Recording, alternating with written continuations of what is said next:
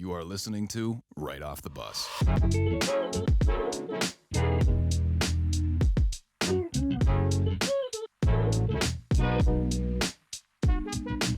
Hello, everyone, and welcome back to another episode of Right Off the Bus on this Wednesday, September 1st. I'm Chandler Hutchison. That's Pat Mahoney, my fantastic co-host, and we're going to get into it on episode 36. Pat, Marcus Smart episode, baby. We're here. He didn't get traded, so it's Marcus Smart week. We're back, man. I'm excited to get into it, Pat. And I'm hard pressed to think of a number 37. I know I'm getting ahead of myself, but I can't think of next week. But it was Semi Ojule's number with us, you know. But I don't know if we can go. I don't know if he's up. I don't know if that's up to the standard we got. Rodney Harrison. We'll figure it out midweek.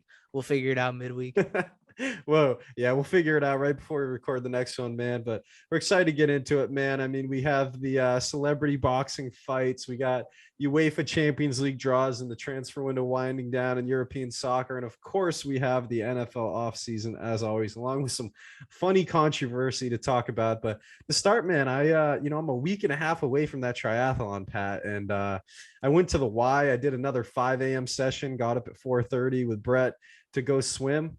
Get there. Hey, is the pool going to be open? Because the first time I went with him, the lifeguard was 10 minutes late. Mm-hmm. Oh, sorry. We close the pool for 1 week every year just to clean it. And guess what? That's this week. So I did not get my swim in, but I got my biking in. They only close it for 1 week to I hope they're cleaning it regularly, and then that's just like a thorough cleaning, because 1 week a year sounds alarming. Why isn't it like a Sunday night every week thing? You know what I mean? Like... it should be more often than that. But I mean, they're shocking and chlorinating it, but it just sounds bad. But that's going to be... I was pissed, man, because all I wanted to do was swim. That's the only thing I actually need to work on. I can bike, I can run. Morning swims are nice too. Like, it's the best form of exercise. I know you're obviously putting like dedication into it. You know, I would just be swimming laps like casually, but you're probably trying to actually get in shape for this thing. So I'd imagine a week and a half out, you're pretty, I don't know if you're stressed. I'd be stressed, but you're probably ready to go too. I'm not too stressed because I know there's no problem for the bike or the run. The swim's going to be the only hard part, but I can struggle through 10 minutes of swimming. You know what I mean? I can get a little doggy paddle going if I gotta. And I joke with Brett. I joke with my brother's girlfriend, Rachel, that I want to beat them. I do not care about beating them at all. I don't care about their race at all. I'm doing it for me. It has nothing to do with them. So, you know, I'm looking forward to it. I just dropped my bike off at a local shop, get it tuned up beforehand. Pat, this bike shop, it's called Is My Bike Okay? I was like, I got to go to them, man. It's a local guy. It's just at his house, out of his garage. Sounds like he'll take care of you. He'll take care of the bike. You get that, that small company customer service, you know? Absolutely, man. And I'm excited for it, dude. Week and a half away, got a hotel down in Hyannis, get down there the night before. And man, I'm looking forward to it. It's going to be a lot of fun. And of course, I'll mention it again next week beforehand. But Pat, let's dive into it, man. We got some headlines to get into. And Pat, it just makes me mad. This is our number one headline, but this is one of the biggest stories in sports right now. And I say it every week. Jake Paul is the biggest name in fighting right now, which is so messed up, but he beats Tyron Woodley by split decision. Pat, did you watch this fight? Yeah, well, like it or hate it, I mean, this is the biggest thing in sports happening right now, unless you're like a diehard fan of a specific sport and you're really into like the NHL offseason or something. But I don't know. I watched all the highlights I had to. I couldn't stay up. It's a Sunday night. Like, you know, we're working men. We got to get up for work in the morning. I couldn't stay up and watch that. I did watch the first fight, the Tommy Fury versus, I believe his name's Anthony Taylor. And then I watched the next fight after that. But I was like, I can't. There's no way I'm making it. I don't think. And you know what's funny? I opened my eyes like out of nowhere, just randomly. I woke up and it was like 11:30. I was probably asleep for like a half hour. And they hadn't even walked yet. And I was like, oh my God. So maybe I would have stayed up after falling asleep briefly, but I did not. I went back to sleep. I was like, I'll watch the highlights the next day. And it was, I don't know, just by the highlights, I asked my buddies who actually did watch it, and they said it was not exciting, although it was a split decision. Usually a split decision indicates that it was an exciting fight, but apparently it was not. Tyron, if anyone has watched Tyron Woodley over the last, 5 years, but even before that, he's always been a load up on the punch guy. He's a power striker, and in his last, losses in the UFC, a part of his problem was not pulling the trigger at all, which was it was evident on that night too against Jake Paul. He had the same problem. And when he did actually stun Jake Paul, again, that was where the whole thing came in, where people saying it was rigged. But that's really just a Tyron Woodley thing where he doesn't, if he does actually load up and take that shot, he doesn't pounce on it, but he's gun shy. So I love Tyron Woodley, but he's been gun shy. He was when he lost in the UFC in his last 4 fights. So going into this fight, that was the only concern. I thought Tyron was going to win, but if he did that, then he wasn't going to. Maybe he could throw a Hail Mary, which he almost got, but it didn't work out. So no, I didn't watch. I watched the highlights, but yeah, it was evident that Jake Paul can box. I mean, he has skills, which I hate to admit, but he has skills. But Tyron didn't do everything he could to get the win. And now he might have to get tatted. It seems like he is, man. It seems like he agreed to that after the fight. And it does seem that way. Jake said, we'll run it back if you get the tattoo. And he said, bet, let's do it, man. And, there was like some trash talk with the moms, and the moms are hugging in the ring after the fight, dude. So kumbaya all around. But I mean, dude, it just felt like Askren, man. It felt like I'm here for the money. I'm not here for the fight. And we were like, nah, Tyron's taking it serious, and this is going to be the first opponent to actually go serious. And it didn't feel that way, man. I mean, I watched the highlights, which were kind of hard to find, which was funny, dude. I'm scrolling through Twitter, and like all you're seeing is like one punch and then, things from afterwards. But man, it did seem like a boring fight when I found the highlights and watched them afterwards. It didn't seem very exciting. And I mean, you look at the Cleveland arena being packed, man. I mean, this is a huge draw right now. And I will say, Jake Paul plays the heel, he plays the villain, man. But I mean, he took way less money to pay all the fighters on the undercards more, and he's doing some things for fighter pay that a lot of fighters haven't been able to do. And say what you want about him, man, but like you said, kid can fight. He has good feet, he has good hands, and he's a big, strong kid. He's never going to fight a real boxer. Why would he? There's absolutely zero reason for him to fight a real boxer. He's going to keep doing what he's doing. He's going to make a crazy amount of money. And when guys can get out of a UFC contract like Tyron Woodley or Ben Askren and make more money during one celebrity boxing match than they did for their entire UFC career, they're going to do it. I was listening to Brendan Schaub on Flagrant 2. He said his biggest purse ever was $16K in, $16K out at the end of the door. Paid taxes in Brazil, paid taxes in the States, paid his team, paid his camp, paid the UFC. Walked with $6K. That was his biggest payday ever, man. So that's what this is all about, man. All these guys want a shot. Who wouldn't want to fight Jake Paul right now if you're an amateur fighter, if you're a UFC fighter? Why wouldn't you want to do this? Exactly. I just wish Canelo would do it and ring him, dude. You know what I mean? Like, I wish he was a real boxer. I know. And even though Canelo is smaller, that's what I think he would still win. Obviously, Canelo's like, well, he's the pound for pound great right now, but he's up there all time as well. So Canelo, and he does. That's the thing. Everyone says like, oh, I want to see him versus, Francis Ngannou or Canelo or someone like that. But it's like, he does only have 4 fights. That would just kind of be unfair. That's just what we want to see.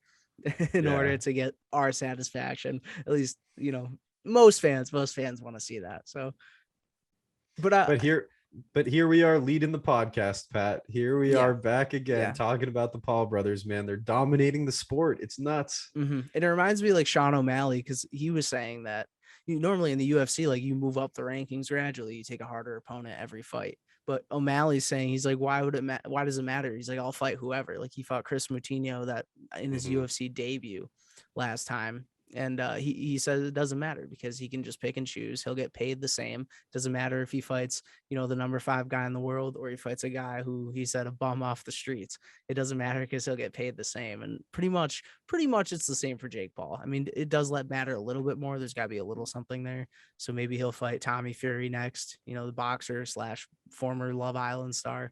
Maybe he'll fight him. Maybe he'll have the rematch with Tyron, but I'm not sure what options they'll look at. And it's funny too, because if any guy wants to leave the UFC to go fight, man, the UFC won't care. They'll just replace him with the next guy. They put John Jones on hold for 2 years, best fighter after he asked for more money. He's the GOAT. The UFC doesn't care, man. They're going to let their people go and take these celebrity fights. And man, this seems like the direction that boxing's moving. It's pretty crazy. Yeah. And it seems that's why UFC fighters don't, unionize or group together, because that's the only way there's going to be change in fighter pay is if, all the fighters grouped together. And I think Tyron Woodley actually said it. He said the whole fight game is built to divide them, like between press conferences, fighting each other. Like the whole thing is building yourself up, trash talking other people, besides, the select few like Stephen Thompson. But the whole game is built to divide you. So he's like, why would anyone ever group up and unionize and advocate for more fighter pay when the whole sport is literally designed, or at least the whole organization, maybe not the whole sport, but the whole organization is designed to divide them. So it's going to be tough for anyone to ever stand up for fighter pay as a whole. Yeah, unless they move to another league, man. I mean, Demetrius Johnson's making a good payday over in Bellator, but enough about that, Pat. Let's move on. And I got to have you run us through this next one, Pat. This is one of the weirdest things to come out of this last week in sport. Yeah. So I tried to like get the main points here. So we had Bishop Sycamore, if anyone didn't hear about them. They were a high school football team that kind of popped out of nowhere. They played 2 nationally televised games this weekend.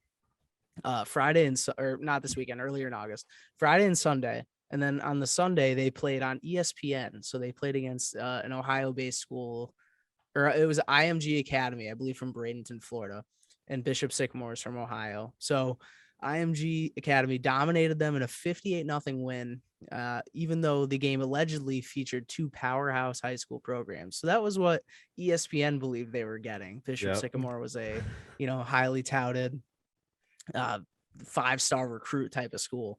IMG Academy is annually one of the top programs in the country and boasts several 4- and 5-star prospects on a yearly basis. And Bishop Sycamore indicated to ESPN it was on a similar competitive level.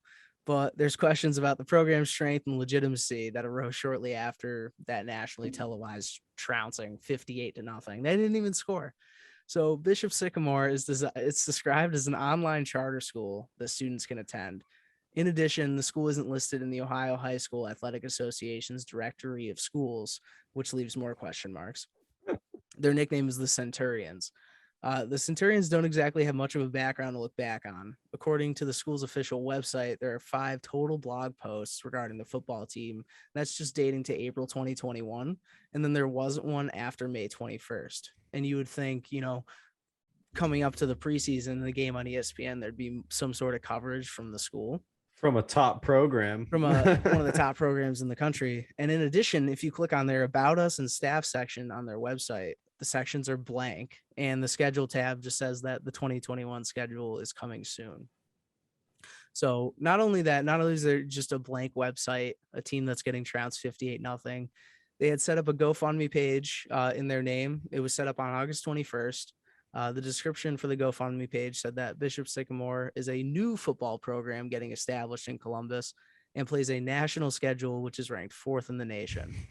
And the campaign had raised just $140 of a $20,000 goal, but they are no longer accepting donations, and I wonder why. So, and then we go to the roster. The roster is also extremely questionable. Their quarterback, Jalen Knight, he got the start against IMG Academy in the 58-0 loss. His Twitter account states that he's a 3-star prospect in the 2023 class. However, one of his pages says that he plays for Perry Hall High School in Baltimore. He also has another recruiting profile that lists him as an unrecruited quarterback who graduated in 2021. And then another quarterback, Trillian Harris, is listed as a senior quarterback from Bishop Sycamore. However, another profile lists him as a California quarterback in the 2021 class who wasn't recruited. So there's like multiple profiles for not all their players, but at least the quarterbacks that are listed here from the information I have. So the entire team seems like at least they basically duped ESPN.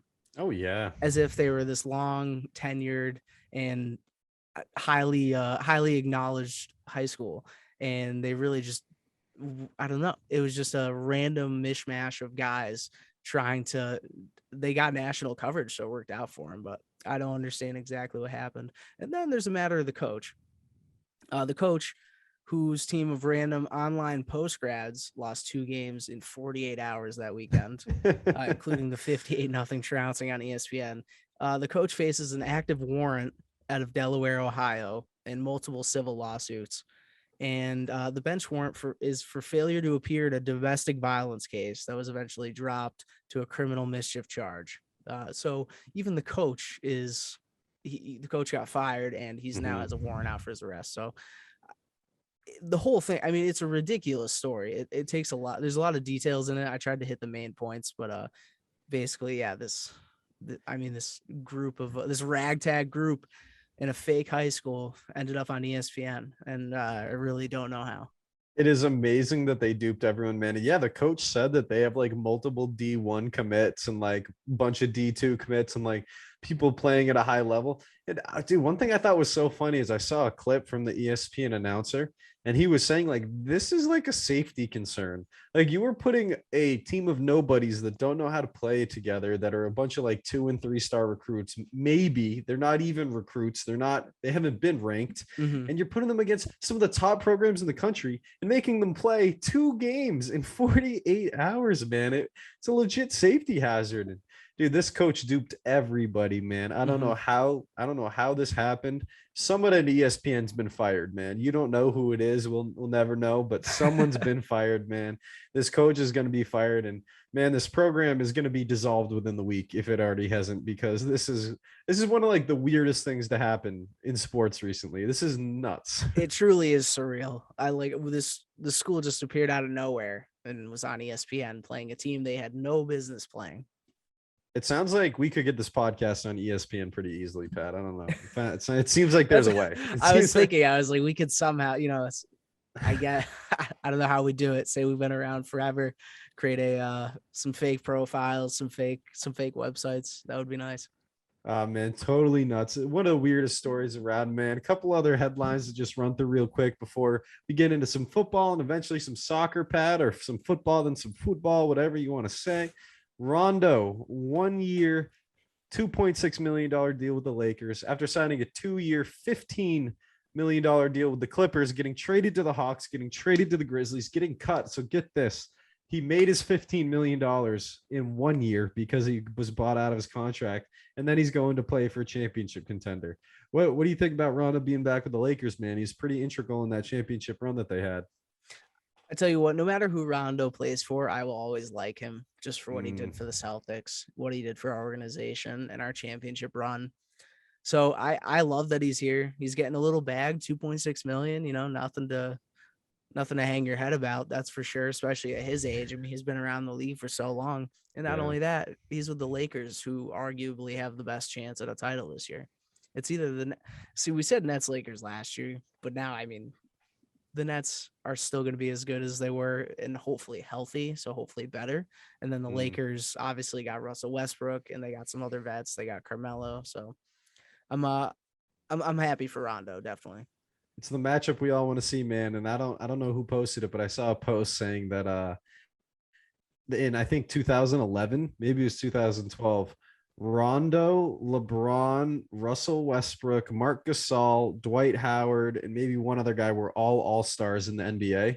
And Anthony Davis was drafted into the NBA the following offseason. Wow. And Anthony Davis is the superstar on the team. And so this roster has an incredible amount of experience, incredible amount of, games played and everything. It'll be interesting to see how they put it together. I think Rondo's a nice piece, man. I do. And this roster's deep. It's going to be fun to watch without a doubt. And moving on. Oh, go ahead. No, I was saying, did we say, I think we said a few weeks back, I don't know if anything's changed since, but LeBron was he was the longest tenured guy on the Lakers. On the Lakers, yeah. This will be his 3rd season. So that is nuts. Brand new team. Brand new. Every year, LeBron, man, he recycles them. But moving on to another team with some crazy depth now, man. Ronaldo chooses Manchester United. Man City pull out of the talks. They said that they weren't in, man. Apparently, a lot of texts and calls from former teammates, former manager, Sir Alex Ferguson, Wayne Rooney, Rio Ferdinand, a bunch of guys, man. And also Bruno Fernandes, of course, his Portuguese teammate. Gets him to sign with Man U, 2-year deal, man. This is so crazy. He's back in the Prem. And now this United team has some pretty incredible depth up front, man. You look at Ronaldo, Cavani, Rashford, Martial, Greenwood, and Jadon Sancho, man, who seems like an afterthought at this point. Do you see Man U legit title shot now? I think there's 4 teams in the Prem that could win the title, man, which is pretty crazy. Yeah, it really is. I'm curious if they can put it all together. Man U, I mean, ever since the glory days, it's just been hit or miss every season. I think the best they did was 2nd, but Ronaldo's a huge addition. what confused me about the whole process, like obviously people thought he was going to go to City first. That's what I thought. And everyone was like, oh, it's a done deal. It's a done deal. But initially, City said they had no interest in paying what Juventus were asking for, which was like the 30 million pounds. And then everyone was like, oh, it's a done deal. It's like they're back in. And then they pulled out. So it didn't surprise me that much, because the whole time I was like, why did they say they didn't want to pay? And then now they're all of a sudden in and they're going to pay the 30 million pounds. And then they pulled out, and I was like, well, that makes sense. We never wanted to pay that in the first place for him, which Man U obviously did. And it's going to be not his hometown club, but the club that he blew up in. So yeah, man, it is pretty nuts. And I'm thinking about that front four, and you have Rashford, Ronaldo, Sancho, and Bruno Fernandes up front, man. It's going to be really creative. Ronaldo's going to have incredible service, man. They're going to be getting on the ball, and I'm looking forward to seeing them play. Obviously, Manchester Derby is going to be awesome. Right. And my thought, for both of us, I'm like, well, it's Liverpool's biggest rival in Man U, and it's City's biggest rival, man. So it's going to be so much fun to watch it. Dude, Messi and Ronaldo moving teams couple weeks apart. This is just absolutely nuts. And it's the Ronaldo effect already. Juventus has lost over 200,000 followers on Instagram. Man U has the most liked post in sports Instagram history, man. The Ronaldo brand, it's there. I saw a post. He has 335 million followers. That's the population of the United States. And the entire Prem, every single Premier League team together has like 184 million. It's nuts, dude. They've probably already made the money back on jersey sales, just like PSG did. But man, this transfer window has been pretty crazy, man. That Mbappe deal to Madrid fell through. They apparently re-upped for 200 mil, which didn't happen. But today, Pat, alone, we had Anton Griezmann back to Atletico. We had Saul leaving Atletico to go to Chelsea. We had Camavinga getting bought by Madrid, the French wonder kid, man. And the transfer window closes tonight as we're recording this. So it'll be done tomorrow. But man, the football world has been shaken up. Messi just made his debut at PSG. Ronaldo is going to be wearing number 7 again at Man U, dude. It's nuts right now. And Real Madrid reportedly made one last final ditch effort for Kylian Mbappe that was up to like 200 million euros. And they said there was apparently no response from PSG. So that was the end of that. So Mbappe won't be on the move, but PSG could lose him for free next summer. I don't know if he'll resign there or what's going to happen, but I don't know. If there's a 200 million euro bid on the line, you're going to turn it down with knowing there's a 50-50 shot he could be gone next summer. You don't know. I mean, I think if they don't win the Champions League, I think Mbappe is gone. I would absolutely agree, man. And I do think it's kind of idiotic to turn down that 200 mil. It'd be the second biggest transfer in history behind Neymar. The second already is Mbappe for like 180 when he went to PSG. And dude, if you turn down 200, you know what I'm doing? I'm taking that 200 and I'm buying Erling Haaland for 150 and I'm putting 50 in my pocket, man. I mean, this is so crazy, but it's been a fun transfer window and I cannot wait for the next FIFA to come out, man. I got the beta going and it's been fun, but I can't wait for these new rosters, dude. I cannot. Yeah, you had that early access, that FIFA 22 early access. I meant to bring that up one episode when you got it, but I totally forgot, but I wish I had it. I didn't even know how to go about getting it. I play too much FIFA, man. They sent it to me. They sent it to Carter too, which was nice. He got it, but I've been getting it the past couple of years. It's pretty much the only video game. EA.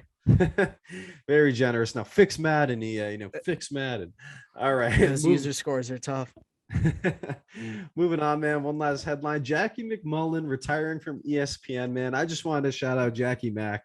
She's one of the all-time great sports journalists, man. One of my favorite sports writers. She always has been. And just a quick story on her, Pat, man. When she first started writing, I think it was like the late 60s, early 70s, she went under Jack Mcmullen. She went under Jack M because she was a woman in sports writing. 50-something years ago, man, that was unheard of. No one gave her any respect.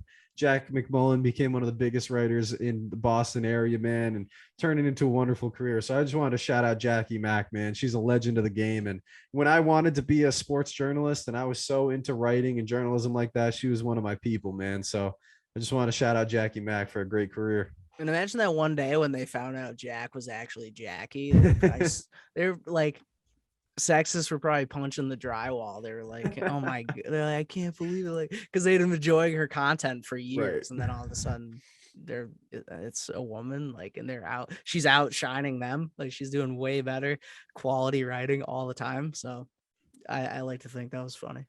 Yeah, no, absolutely, man. Shout out to Jackie for a great career. Now, Pat, let's move on. We got a little football to talk about, a little huddle up, man. And the big news that came out today, man, I took a screenshot of that Schefter tweet and sent it to 3 different group chats immediately, man. The Patriots cut Cam Newton today, released to begin the Mac Jones era in New England, man. And I got to tell you, man, it's a little confusing on the fact that they cut him. Like, he's not even the backup, you know, which I was a bit surprised by, but as a non-Patriots fan, Pat, what is your reaction from the outside looking in? Well, I doubt Cam wanted to be a backup, but I was really shocked that they released him all together because I thought at the very least it would be a quarterback battle. Like if Cam didn't win and Mac learned under him, or if Mac got the job and then Cam was just waiting to see if he slipped up and get his spot. I don't know. I don't know what Cam's looking to do at this point in his career, but I was definitely surprised that they released him. I didn't expect it. I expected maybe that Mac would start week 1, but I didn't expect Cam to be gone altogether. And I don't even know who their backup is anymore. It's Brian Hoyer and Jared Stidham, baby. Brian Hoyer, he's been around as a backup forever. For a minute, man. And he says that he wakes up to text every morning from Mac Jones before he wakes up at 6 every morning. Mac Jones questions about the playbook. But, dude, I was very surprised he was cut, man. And it makes me think maybe he wants to be a starter. But Bill Belichick was comfortable with Cam Newton going into this season, which means one thing. Mac Jones won this job. It wasn't given to him. It wasn't some plan against Cam Newton. It has nothing to do with anything other than the fact that Mac Jones beat out Cam Newton. And I wanted Cam to start the year. I thought they would give him like a 7 to an 8 game leash, depending on how the season was going. But man, they just trust Mac and they're ready to start him. And I know he dropped to 15. I know he wasn't a top pick. I know we didn't have to trade up for him. But man, I mean, he was phenomenal during the preseason, and this team is ready to move forward with him. And again, I wasn't super confident about it, but I have to be now. We're all in on Mac Jones and wish the best to the young fellow, man, because this is his team now. He got the keys to the kingdom. There's certainly no turning back, but I think you guys are in decent hands. I think he's going to develop nicely, especially under Bill. Improved offensive line, improved receiving core, tight ends, running backs, defense, everything, man. So the Patriots are better at the end of the day, and I think Mac puts them in a good position to win. And I think this is a playoff team. I really do. I think it's going to be a wild card spot because I still have the Bills winning the division. But man, this was the big news of the day without a doubt. And hopefully Cam ends up somewhere. I don't know if he's going to go back to the Panthers, man. I don't trust Sam Darnold anymore there, but who knows what's going on with Cam Newton, man. This is pretty nuts. Well, in the Pats will be they'll be missing some help on defense as well. So what's going on with Stephon Gilmore? Man, 6 weeks out, which it is so unfortunate, man. So many contract issues with this guy, and now he has an injury. He's out for 6 weeks, put on the physically unable to perform list, that PUP list, man. And it is tough. JC Jackson is going to have to shine these first 6 weeks as that number 1. He's a ball hawk as a number 2. It's why he gets so many interceptions, because Gilmore's locking down the top receiver. And I haven't looked at our schedule yet. It'll be interesting to see those first 6 games. The Miami Dolphins are game 1, and we all know Devontae Parker had his way with Stephon Gilmore last year. So interested to see, man. But the injuries just keep racking up, Pat. We got Michael Thomas on the PUP list as well for 5 weeks. That's going to change his fantasy value immensely. And I mean, as a guy who's a top receiver in the league, especially in a PPR, I took Michael Thomas 3rd overall last year before he missed like 14 games or whatever. Yeah, we expected him to be.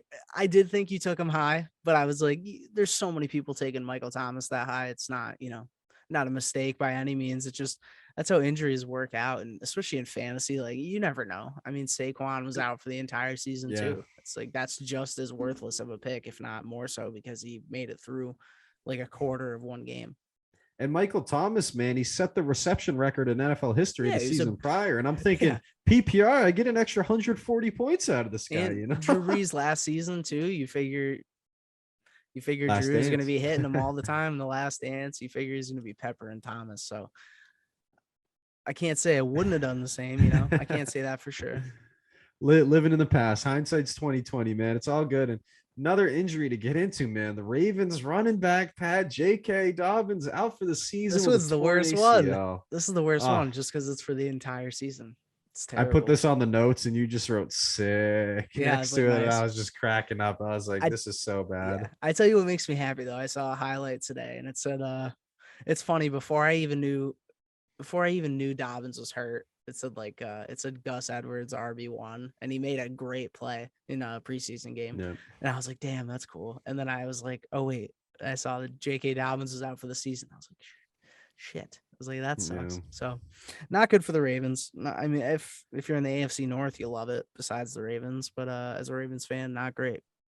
I was thinking today that Devonta Freeman got cut, and I was thinking, well, that's probably the guy that's getting signed. He's probably now that backup in Baltimore, but who knows what's going to happen there. And you said it, man, Gus Edwards, that fantasy value he really is good. And given the opportunity, especially in that offense, I think they're going to know how to use him. And I think that's the key. Definitely a fantasy pick, and definitely I think he'll be a good RB1 this year. And that's the key, man. This is the best rushing attack in football. This is the best rushing attack of all time. So whoever you slot in there, man, next man up, they're going to get it done. And if not, Lamar's going to have to run a few extra yards, but we'll see what happens. And he's playing with no expectations. That's the best part. I think he can thrive in that situation. There's no expectations for him to come in and be a dominant force at running back. And then he could, so anything he does, like if he has a 100-yard game with a touchdown, he's going to look like a world beater. So for Gus Edwards, it's the time to just take this opportunity and advance his career. Without a doubt, man. Hopefully our boy Pat Ricard can get some extra carries in there too. You know, get that fullback love going. That would be nice. I don't think he gets many of those, but I would love it. Hand pancake Pat the Rock. Pancake Pat, baby. Pat, this one's kind of sad, but I felt like I had to throw it in here, man. Hurricane Ida, obviously just destroying some parts of this country, man. Mississippi, Louisiana, just being torn apart. Prayers out to all those families losing, lives, houses, all that during this. But the Saints, they've said that they're going to be away from New Orleans through September, man, which means that their home games are going to be played somewhere else. I don't know where they're going to play, but this is some pretty crazy news, man. Week 1, you don't get to play your home game at home, man. This is just so unfortunate. I know. I unfortunately think I don't know if there was any damage to the stadium, but just with the surrounding area, it's going to take so long to clean up. And I'm curious where they will end up playing. If there's like another college, maybe in northern Louisiana or something, they could use the stadium. Or I'm really not sure. Hopefully somewhere in northern Louisiana that didn't get hit as hard. Hopefully they'll be able to. Hopefully not too far from home, because I'm sure if the people in that area can manage and they can make it out to a game, they would love to do that and get a distraction. So I hope there's still somewhat nearby. Hope so, man. And Pat, last thing in football real quick here, man, we got our fantasy draft tomorrow, the night that this pod's coming out. It's 8 days before the season starts. Preseason's over, man. And we're excited for this draft, dude. It was a tough year last year for my team. You fared a little bit better than I, but I know you're eyeing that crown, man. You're not feeling good about Shane having that. What did I go? I think I went 11-2 or something in the regular season. I was the number 1 seed, and then I lose to Shane in the championship just because his team was surging. Like he literally won like 6 in a row to end the year. I was so mad. The last kid I want to lose to, our roommate Shane. But and that's the thing. Anyone else? Yeah, and this is my first draft of the year out of 3. As I said off air, I have 3 fantasy leagues this year. This will be the first one. I'm hoping the first one is just I have no prior expectations, no prior influences, so I'm hoping it's my best one. Without a doubt, man. I'm looking forward to it, man. And we're going to talk a little fantasy strategy and some other things during the listener questions later on, but we're looking forward to it. Going to be another fun fantasy football season. Hopefully we can have some people sending in some more fantasy football topics. That'll be fun this year because we didn't have the listener questions go until, pretty much towards the end of the NFL season last year. We got them in around like episode 10 or something. So yeah, and it was already December when we started. So we really missed like a big chunk of the regular season. And here we are already on our Marcus Smart episode, man. Pretty crazy. We're flying through. But we're going to move on, Pat. Let's get a little soccer going. We had some in the headlines, but for extra time this episode, we got the Champions League draw, which is one of the first things we did on this podcast, believe it or not. We did this last year, but figured we'll just run through these groups pretty quick, pick our top 2 out of each group, and talk about each group a little bit, Pat. So we'll go in order. We'll start with Group A. And Pat, the Group A and Group B are the two death groups, man. These groups are unbelievable. Group A, Man City, Paris Saint-Germain, RB Leipzig, and Club Brugge, man. That is a death group like you read about. How do you see that one shaking out? Well, I will say people were saying that our group is the group of death, but I really think it's Group B with Liverpool because obviously they're good, but they just got rid of 3 of their best players to Bayern Munich. 3 of their best players just left, including Marcel Sabitzer. So Leipzig just lost 3 of their key guys, and I would say they're more on a level with Club Brugge now. And I would say that that's not really that. To get a group of death, you need that third team that's really, really good. And I think at this point, it's just there's clear winners. I mean, if City and PSG don't come out as winners in this group, that's absolutely shocking. And for the amount of money that these two teams spend, probably the highest spending teams in all of soccer, they really should not be losing. So I would hope that City comes on top and then PSG second. Well, that's why these games are being called El Cashico, man. They're the team spending the cash, and that's what I thought Ronaldo and Messi were going to be in El Cashico. When I saw that on Twitter, I was laughing.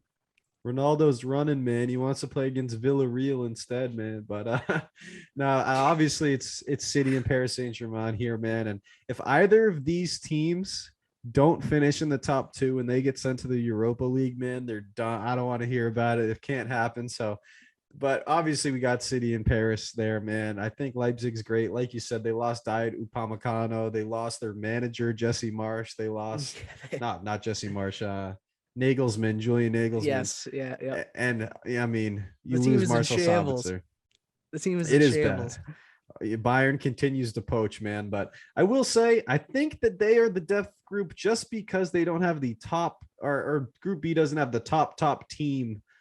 2 teams like Paris and Man City. I think Liverpool's on that level. I think Atletico is kind of in that B tier. I don't know if Milan's even in there, but Group B, we got Atletico, we got Liverpool, Porto, and Milan, dude, strong from top to bottom.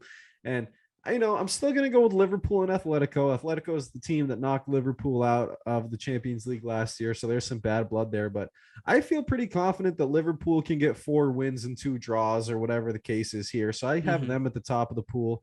The problem for Liverpool, man, is the players they're losing to the African Cup of Nations when these games are rolling around. You're losing Mo Salah, Naby Keita, and Sadio Mane with a team that doesn't have much depth. I'm not looking forward to that, but I still have Liverpool and Atletico. Porto and Milan are great teams. Milan's still in kind of a transition period. They have some really old vets. They have some great young talent, but I think they're in a transition period. I have them number 3 and Porto 4, of course. I'm going to go with the exact same, honestly. Porto is that even though they're consistent. They're very consistent. They're never going to be world beaters, but they're very consistent. But I think I'll still go with Milan above them just because Serie A is a more difficult league to play in. And I could still, I'll take Liverpool at the top of that as well. But for all the reasons you said, I see no difference there. I think Liverpool, even though it's like a group of death, there's 2 clear winners, I think still. Porto and Milan could give them tough games, maybe even a draw thrown in there. But I really think in the long run, over the course of 6 games, there's no way. Yeah, it's tough because you look at this group, and if you were to give them rankings, you'd be like, Liverpool's like an A, Atletico's an A-, Milan's like a B-, and Porto's a B-. So they're still great, but I mean, there's a clear 2 here, like there always is, man. And I think the same in the next group, Group C. Dortmund, Ajax, Besiktas from Turkey. I'm probably not saying that right. And then Sporting CP from Portugal, man. I'm going Dortmund and Ajax, man. They're the 2 best teams and 2 most consistent, and they should be coming out of this group without a doubt.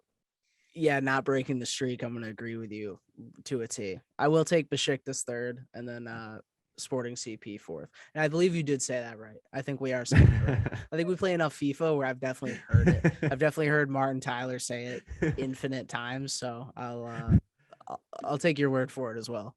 Without a doubt there, man. And we're going to have the same thing going in Group D because I mean, there's not going to 2 be actual Sheriff teams, and then there's a Russian team, and I don't even know where Sheriff's from. No, it sounds like Bishop Sycamore, to be honest. That's kind of what it sounds like. I've never heard of just Sheriff is the name of the team. They're going to get kicked out of this. They're going to be like, how'd you get here? Just like Bishop Sycamore. You guys don't belong here. when this comes around, we're gonna call them Bishop Sycamore again. But obviously, it's Madrid and Inter Milan. I don't know if we need to talk about Shakhtar Donetsk, man. I mean, and Inter did get rid of Lukaku, and so I will go Real Madrid in first. Yes, without a doubt. And Group E, another fun one, another clear two, man. Bayern, Barca, Benfica, and Dynamo Kiev from Russia, man. I'm going Bayern 1. I'm going Barcelona 2. And number 3 and 4 don't matter because 2 of the top 10 teams in the world are sitting right there. And again, we won't break that streak. But Benfica is just like Porto. I mean, I know they play in the same league, but they're very similar, especially on the international stage. Or, well, not international teams, but all throughout Europe. On the UEFA stage, I should say. But yeah, I mean, you got to go. I'm going to go Bayern first, Barcelona second, because Bayern just poached the entire Bundesliga. They'll probably Lewandowski, I think, wants another challenge, but if they get rid of Lewandowski, they're just going to get Erling Haaland. So it's they just take if one goes out, one goes in, and yeah, I'll take Bayern. Yeah, man, I'm with you there. Bayern just absolutely dominant, and Barca's in a bit of a transition period, so they're still going to dominate. They're still going to be good, but they're not quite number one there. Group F. Now, Manchester United should be the clear winner here.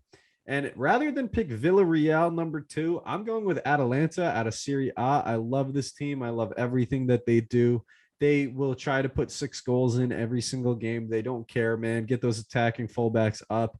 I like Atalanta. I'm going to pick them number 2 in this group. Villarreal 3, and the young boys from Switzerland, I'm going number 4.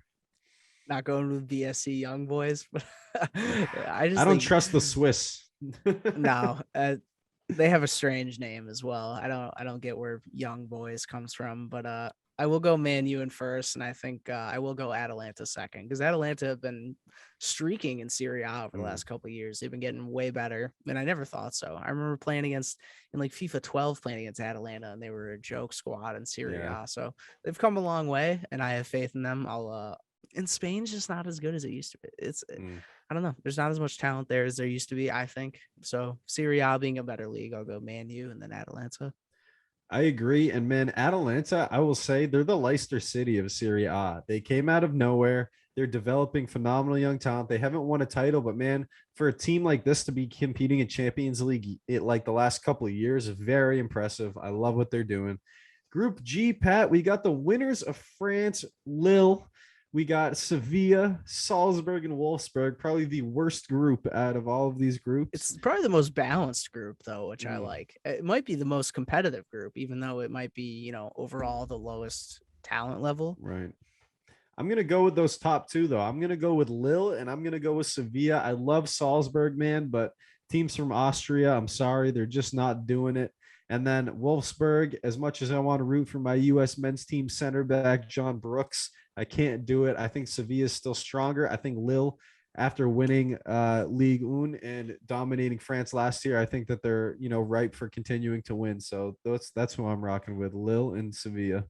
Yeah, and I feel bad because I'm just agreeing with you, but these group stages really are. Like, previewing the groups is fun, but realistically, like, there's 2 pretty much clear winners from each group.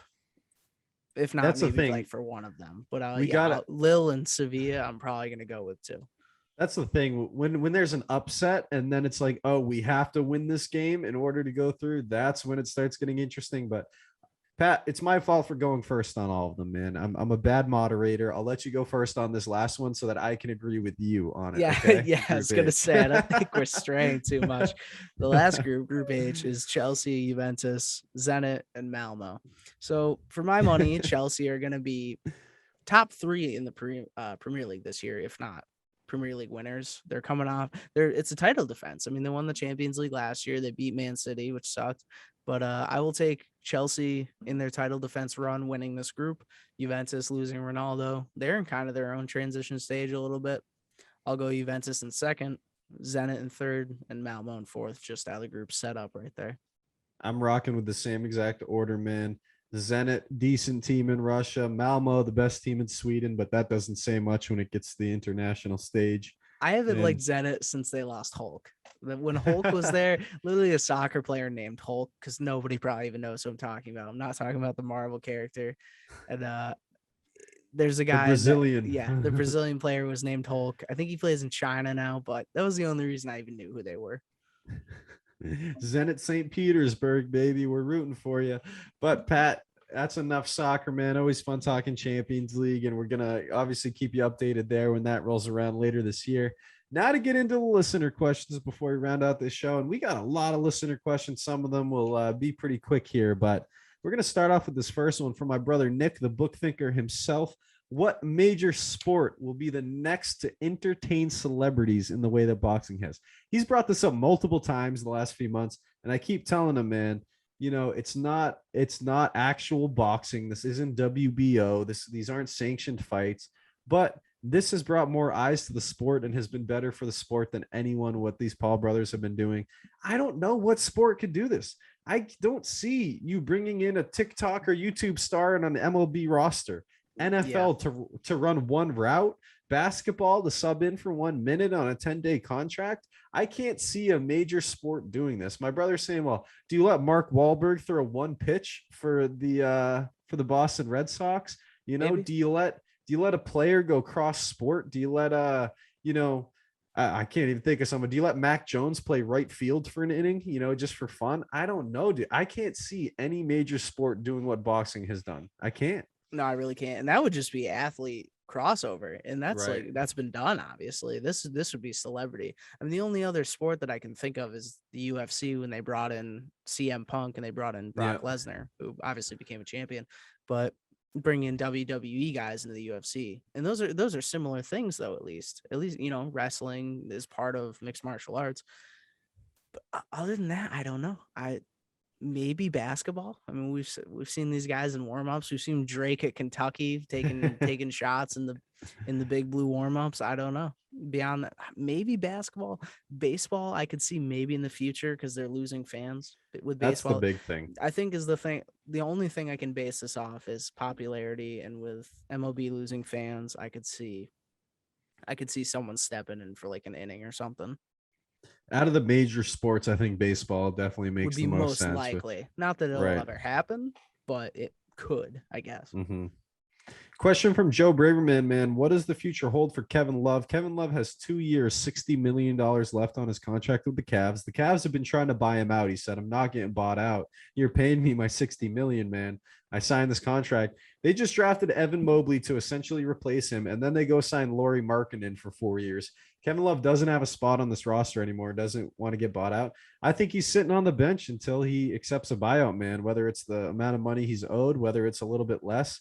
What if I'm Kevin Love, I'll say, hey, if 60 million, pay me 10 million a year for the next 6 years, stretch it out, you know, do what you can. But I don't know, man. I think he's just sitting on the bench, warming it and collecting a paycheck at this point.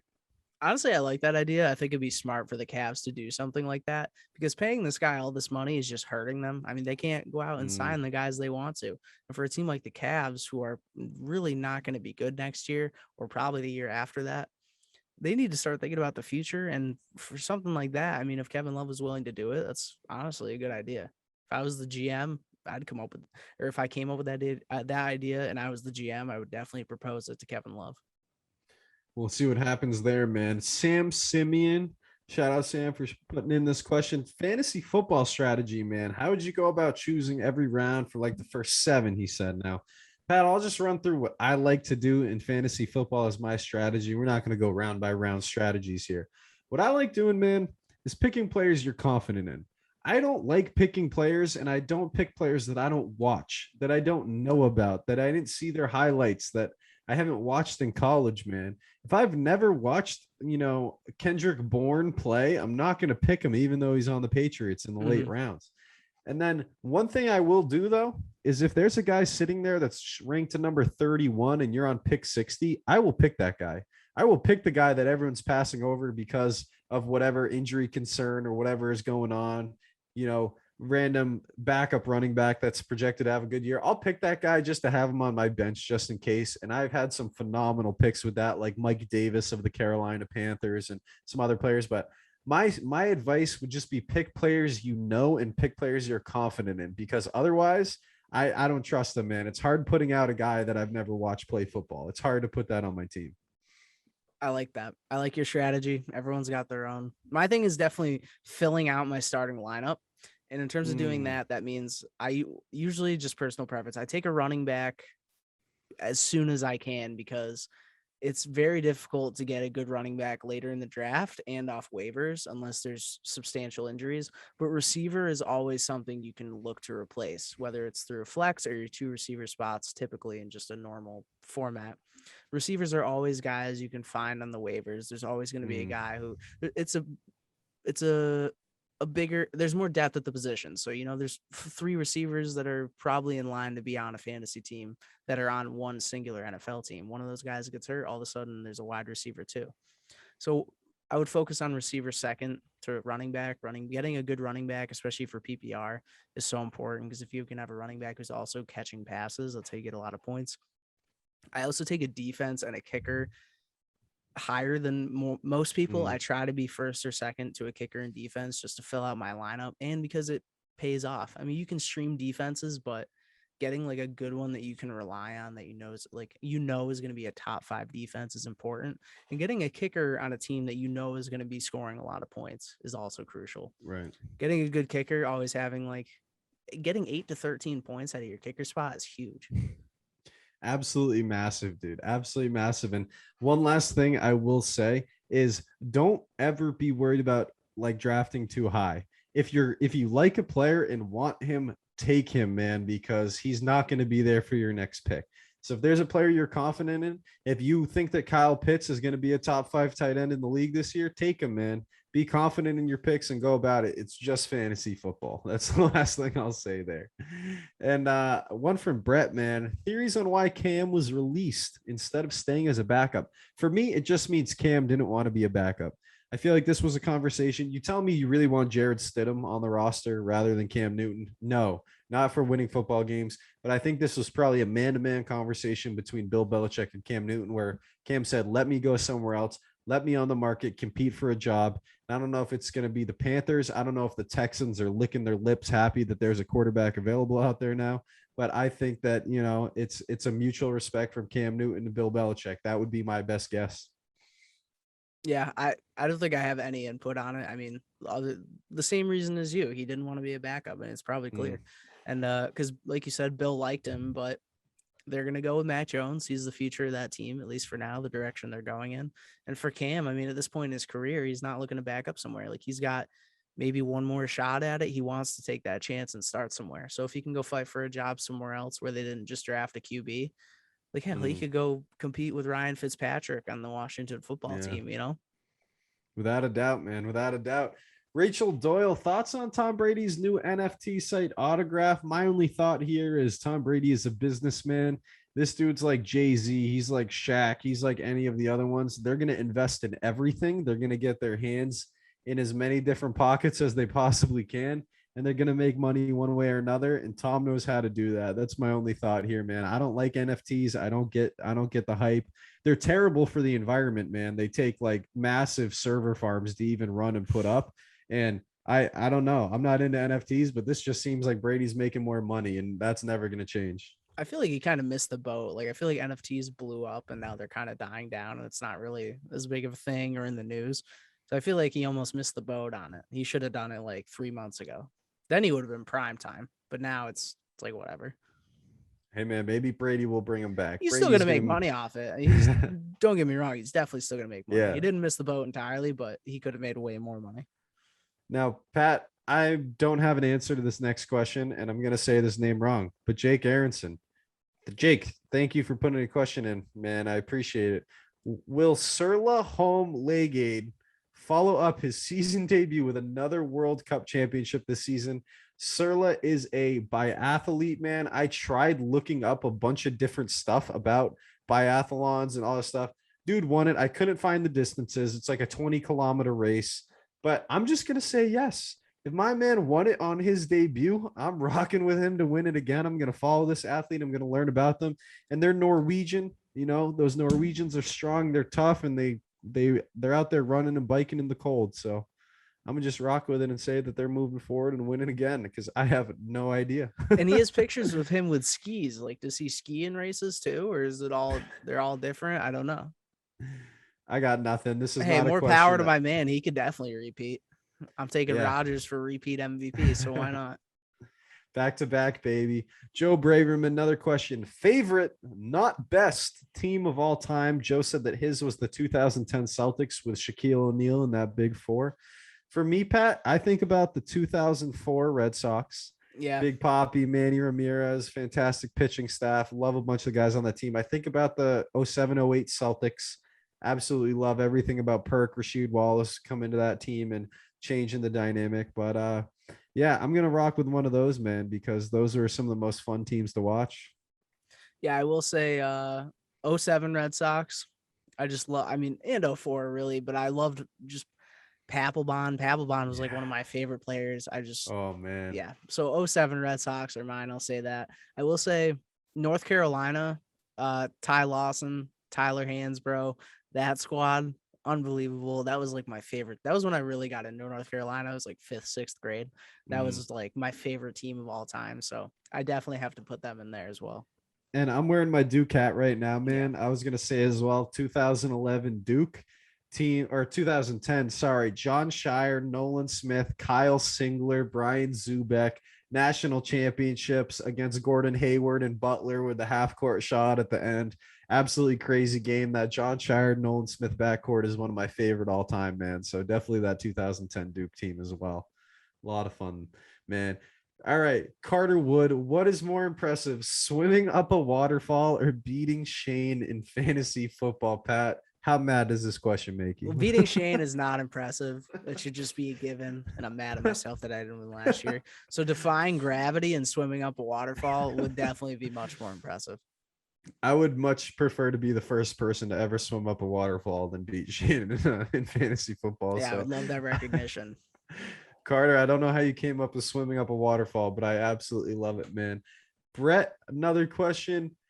Khabib versus Jake Paul in boxing, Pat. Who wins? Jake Paul, obviously. Yeah. Jake Paul wins. Yeah. Khabib's known for his wrestling. These guys, it's so much different from, clearly we've learned that it's so much different from MMA to boxing. Like I think at first, before any of this ever started, I thought, oh, these guys could totally, they're striking so good. They could definitely step into a boxing ring and take it to these guys, especially Tyron Woodley, but it didn't happen. Tyron Woodley's a better striker than Khabib is. Didn't make it. Even with being gun shy, is a better striker. If you've seen old clips of Khabib striking, it is not good. It is not good. He just dominates on the ground. That's why he didn't lose rounds. He's like, why could I stand on the feet and lose the striking game when I could just take a guy down and dominate him for 5 minutes around? I'm totally with you. I think Jake Paul wins this, and I hate to say it because Khabib may be the GOAT in the UFC. If not, he's top 3, top 5, but no hands, and the size difference is massive. Khabib probably walks at 175 on a bad day, man. The weight difference would just be so huge here, and Jake Paul has that advantage there. Yeah, absolutely. Maybe like kickboxing he could win if Khabib could mix in kicks, but straight boxing, no way. And Pat, we move on to the fun questions as always to end the pod. Zebra versus horse. One of my best friends, Josie, man. Who wins? Zebra versus a horse. I don't know. It's a good question. I feel like, oh man, I don't know. Who do you think? I'll let you start. I really don't know. I'm just going to go zebra because, obviously there's wild horses, but in my mind, zebras are wild and horses are domestic. And I feel like, you're out there surviving. You're out there trying to swerve off a lion, man. I feel like you got some field experience that a horse does not. So they I'm got gonna that go better with the zebra. survival instinct.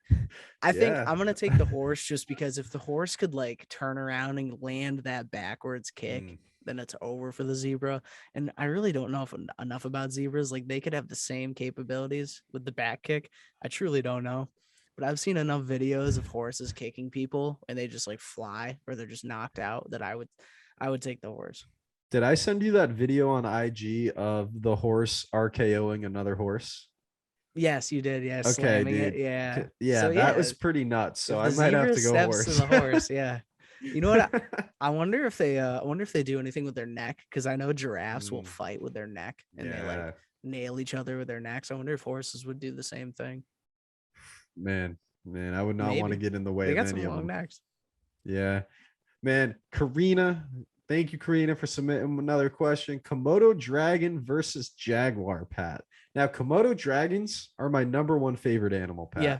I love Komodo Dragons. When I was a kid, I thought I could just keep one in like a swimming pool. I thought I could like just leave it. Go ahead. No, fun. All right, I was gonna let you finish. A fun fact: me and my buddy actually when I was in 5th grade. Me and my buddy did research about if we could order a Komodo Dragon online. So we actually did the legwork, and you could. I don't remember the price of it, but it was like you could get it shipped in from some crazy island. But obviously, I never brought that to my parents because that would have been a fat no, unanimous no. I don't think keeping it in the basement's gonna fly as you would have liked to do, or keep it in the pool. I thought I could have an inflatable pool, man. I thought I could just keep it in like an inflatable pool. I don't know why. I think they do like dry. I think they like dry. I don't even think they go in water that much. I know, but that's what it doesn't make sense. Yeah, I don't think Massachusetts was the best environment for it, but I definitely did do the research. I love Komodo dragons, man. The problem is they're very slow compared to a jaguar, but they're massive, dude. They can grow up to 10, 12 feet long. They weigh an incredible amount. The way they kill, they bite, they leave poison, and they'll stalk you for days, man, while that poison slowly kills you. But I'm going Komodo Dragon here because I don't think a Jaguar has the power, man, to break through that tough exterior, that skin. I think it's a natural defense. And I think at the end of the day, the Komodo Dragon can deal a heck of a lot more damage than a Jaguar can. So I'm rocking with the Komodo Dragon here, man. It's my all-time favorite animal for whatever reason. So I got to rock with him, man.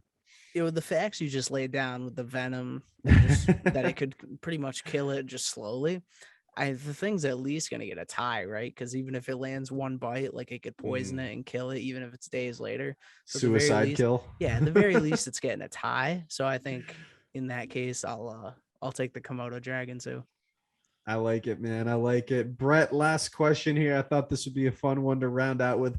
Who wins in the Hunger Games, The Rock or Vin Diesel? Now, Pat, I'm not thinking like Dwayne Johnson or Vin Diesel. I'm thinking like at their peak action star, whatever role it is. I don't know what it is for either of them, but I'm thinking peak action star, Rock or Vin Diesel. Dude, it's hard not to go with The Rock, man. Like, I feel like I gotta. Like, this dude's 6'4", 280 pounds of pure muscle. Vin Diesel's a big dude, strong, physical. But I feel like The Rock, man, he's got that Jumanji experience, first of all. He was in San Andreas, dude, saving Los Angeles from tumbling down to the ground when the tectonic plate shift. He was the Tooth Fairy. He was in the Playbook. I mean, the guy has so much versatility. I would say, yeah, it's got to be The Rock, right? Vin Diesel needed a car to be cool, and The Rock is just cool as it is. So I gotta go with The Rock. It's got to be Dwayne. The people's champ, right there, man. We're going with Dwayne Johnson on his cheat days, eating like 2,000 calories of waffles in the morning. Like that's just something we can all get behind. Pat, I'm going to throw one more question at you, man, because my answer is The Rock to this question. I like asking people this. If aliens came down and you had to pick one person to represent the human race, not America, not us, like the whole world, man, I'm sending Dwayne Johnson, because I think if the aliens thought that every single human looked like Dwayne Johnson, I feel like we'd be set. I was thinking like, we might need a smooth talker, man. I feel like Barack Obama's that orator, man. He could go smooth talk him, get a little political with him, but I feel like I got to go with The Rock, man. I feel like he's that dude, I think I would send just the most wholesome guy. He's funny, and he's just a good guy as to all accounts. I'm going to go Adam Sandler, because Adam Sandler, he balls, like he's just a nice guy. He's funny. I just think like he's the ideal. It was between him and Jonah Hill, honestly. Like I think they both got the fit checks. I would say either of those guys would be good ambassadors for Earth. Adam Sandler's out here in gym shorts hitting bank shots, man, on the aliens. That's what I want to see. That's what I want to see. And if they wanted like the exaggerated version of a human, we would send Joe Rogan. That's true. He's who's talked to more people? Who's talked to more interesting people than Joe, man? It'd be fun to send him. Definitely. All right, Pat, let's move on to what we've learned. But as always, got to get that ad in from Book Thinkers. So, do you read personal development books? If so, you should go check out Book Thinkers. This is a company that's dedicated to helping you fulfill your life through books. Every single day on Instagram and every week on their podcast, the team over at Book Thinkers is helping you discover new books and new mentors that you can use to achieve more and live better. The right book can, at the right time, can absolutely change your life. So please head on over to Instagram, type in Book Thinkers, or go to www.bookthinkers.com. Check out this team, man. They're doing some pretty big things right now. But now, Pat, we're getting on to what we've learned, and we got a little theme for this, what we've learned. So why don't you start us off here, Pat? Yeah, it was a light week for what we've learned. We didn't learn much, but I tell you what, it's fantasy season, so it's a fantasy themed what we've learned. Fantasy football is the best time of the year. I know there's some people that aren't into it, but like for sports, red zone on Sundays, getting into football, seeing the score of every game.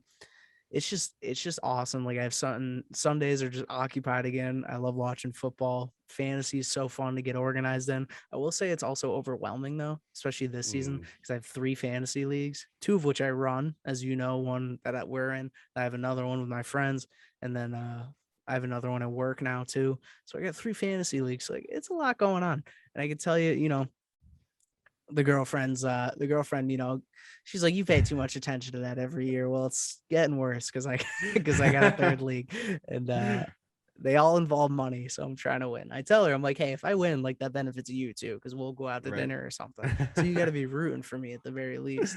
You can't shun it. You got to be rooting for me. So I need that support. But yeah, fantasy football, best time of the year, but also now the most overwhelming.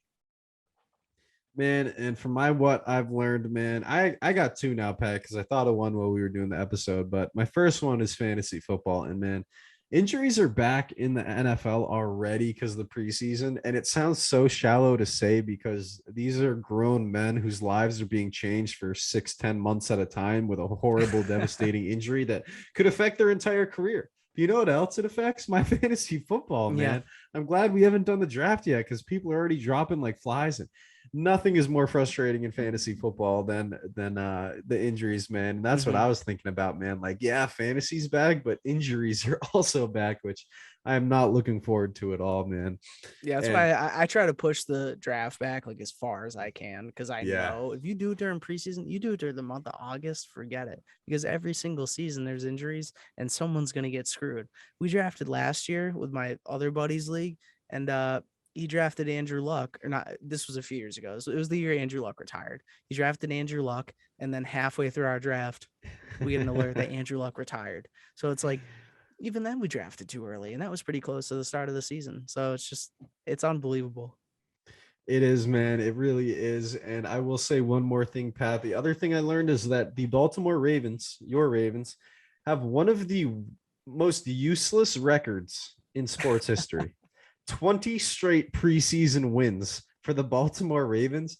I mean, it's good to win. I'm for you. You get the second, third stringers out there. We see that Ravens County flag while Pat's flexing on them. Is there a more useless record? I mean, I don't know. It doesn't get much more useless considering those games don't count for anything. Yeah, it's pretty useless. It's pretty bad. I was thinking about that too, dude. I'm getting like the Schefter notification, like Ravens set new NFL preseason record, and I'm like, what is this? We're winning exhibition games, man. Like, come on. Yeah. How many preseason games have Real Madrid won in a row? All of them? Every single one? Exactly. Yeah, with the teams they're playing, probably.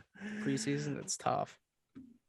All right, man. That's episode 36, Pat, man. It's been fun as always. So much to talk about, but fantasy football, we're getting back into it. We're going to be talking about on every episode, but just got to say thank you as always, man. We appreciate all the love. We appreciate all the listens, man. We're getting some more interaction on the TikTok and the IG again. So we appreciate all that love and support. Go press like, subscribe, comment, share, save any button you see. I'm sure it'll benefit us in one way or another. So thank you for that. And as always, we do not take your time for granted, man. Spending this hour with us. I think it's going to be about an hour this episode. It means a lot to us. A lot of fun. And we fly through these episodes, and we're already at 36, man. Pat, we're running through. We're gonna be at a year in no time, which is pretty crazy, man. We have such a good time doing it. Sometime in December. I was like counting it out today. Sometime in December we'll be at a year. We'll be at the 52 mark, so that'll be cool. We'll have to try to do something cool for that. Yeah, dude, we definitely will. But Pat, if you don't have anything else, man, that's Right Off the Bus, episode 36, wrapping it up. That's it. See you guys. Peace. You are listening to Right Off the Bus.